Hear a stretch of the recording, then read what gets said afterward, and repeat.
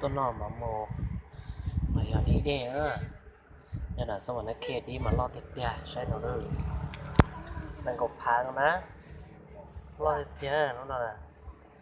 นั่นน่ะ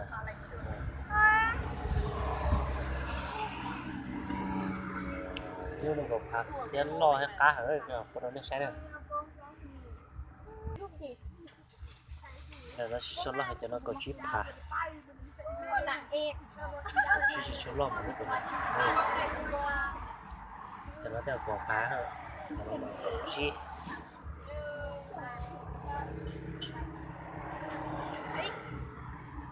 ไม่เรียบร้อยคนนั้นไม่ใช่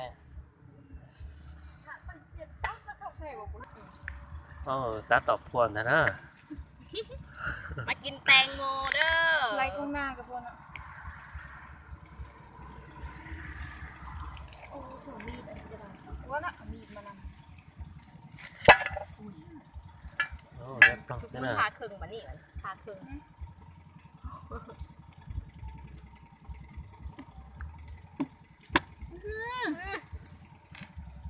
โอเคเอาบ้า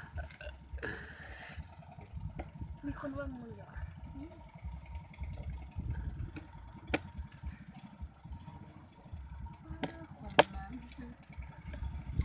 กินครึ่งนึงก็เรือตายแล้วทำไงถามงูเป็นมึงเห็นมีดละเลยเรียบร้อยสินะคนจะคัดย่านจะคัดกันก่อนนะคุณนี่ก็เอาลงแล้วคุณว่าวิดีโอเดี๋ยวกับแฟนไหมพาไหม7 ชิ้นดีกว่าแล้วแหละ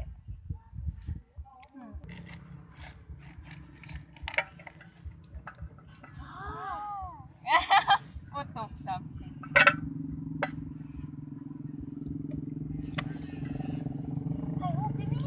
เขาเบียร์เป็นแก้มหมงตัวสภาหางออกเด็ดเทพเลยนะมือเคยเป็นแล้วนะหางออกมาเองนี่ทำไมหางออกอาจจะคนกินปีนาจนว่ามาแต่โรงเรียนมา7บอกกินแหละเขาจ้างให้กินน้องเบิ้ลหมากหนึ่งนะเขากินให้เบิ้ลอันนี้กินเบิ้ลแหละกินเบิ้ลปักไปหักเทออกผักเลยแต่ยังหัวกินเบิ้ลพอดีทำจิตทายเทเลยมาหมากเดียวเดียวนะมา